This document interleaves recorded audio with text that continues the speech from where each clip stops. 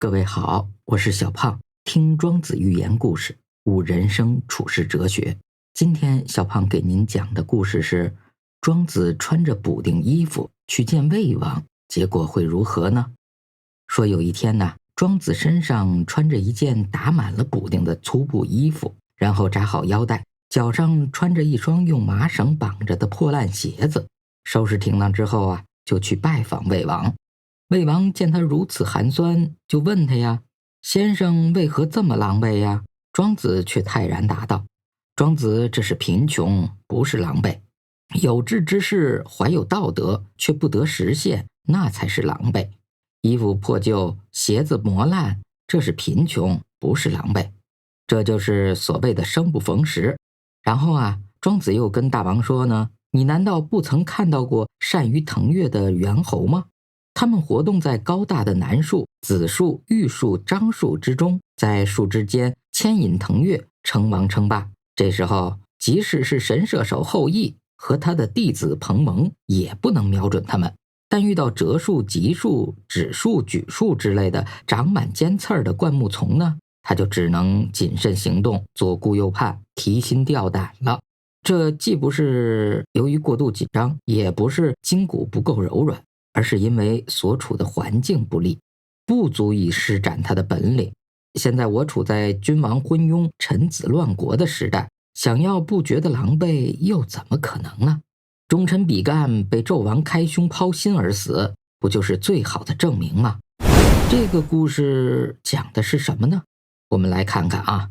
魏王看着庄子穿着破烂，说庄子狼狈，其实是想讽刺庄子的思想不合时宜，不太实用，所以狼狈不堪。那庄子说的是什么呢？庄子的意思是啊，你魏王看到我穿的衣服破烂，就觉得我狼狈，其实那是贫穷。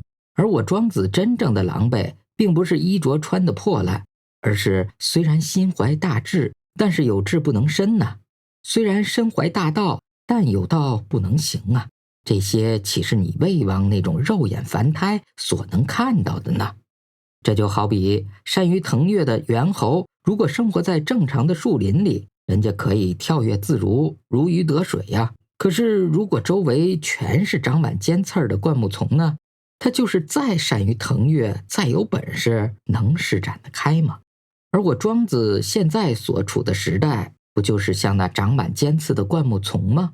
我现在正处在一个君王昏庸、臣子乱国的时代，我庄子就是再有本事，能施展得开吗？一句话，庄子说出了自己真正的狼狈是志不能伸，道不能行。而志不能伸，道不能行的根源是什么呢？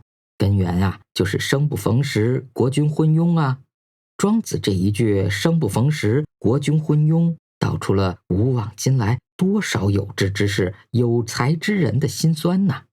像屈原、李白、杜甫，像阮籍、嵇康、陶渊明，像司马迁、苏东坡等等等等，这些志士、这些才子，他们无不是像庄子一样生活在荆棘丛生的时代。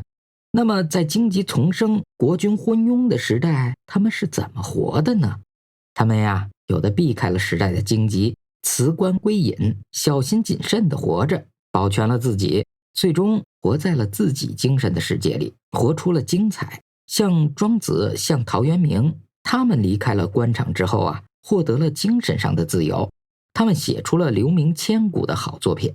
再比如李白，经历了历史脱靴、贵妃磨墨，经历了天子呼来不上船，自称臣是酒中仙，但最后依然发现官场不是我李白待的地方呀。我李白怎么能摧眉折腰事权贵，使我不得开心颜呢？最终他离开了恶俗的官场，回到了属于他的大自然的怀抱。他虽然官场失意，但是文坛得意呀，他袖口一开便是半个盛唐啊。他们有的为了实现自己的政治理想，不惜与荆棘为伴，过着战战兢兢、朝不虑夕的日子。虽然最终保住了自己，但是早已遍体鳞伤。像苏轼他这一生，有人说不是被贬，就是在被贬的路上，甚至几次都差点丢了性命。可以说苏轼作为一个为官者，一生都是比较失意。可是官场上的失意让他被迫游历了祖国的大好河山，加上他豁达乐观的人生态度，写出了一首首令人称奇的经典之作。但是谁又能说那个醉心于山水、与世无争的苏轼不是对朝廷、对政治心寒了呢？最后一类是被时代的荆棘刺死的人，比如屈原。屈原品行高洁，宁折不弯呐。楚王昏庸，小人当道，他无法实现自己的政治理想啊，又不愿与小人同流合污，那就唯有一死了。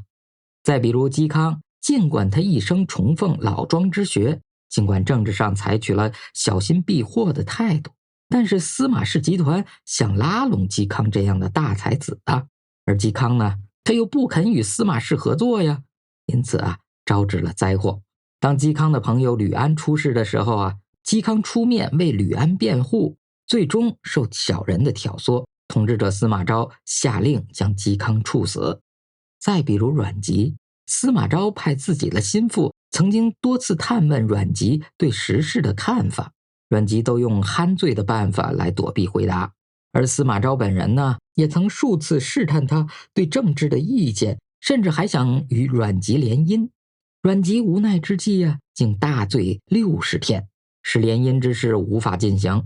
司马昭想正式篡权的时候啊，故意让公卿大臣劝进阮籍，使其被逼写下了劝进表，但写完不到1个月就死了。人们都说他是因此事郁闷而死。我们看呐，上面这些才子，他们都是生不逢时的有志之士，但为什么命运不同呢？这是因为啊，他们选择的道路不同，最终的命运就不同。他们有的远离官场，侥幸活下来了，有的与统治者纠缠不清，最终啊被统治者害死。也许至此我们才能明白庄子的选择了。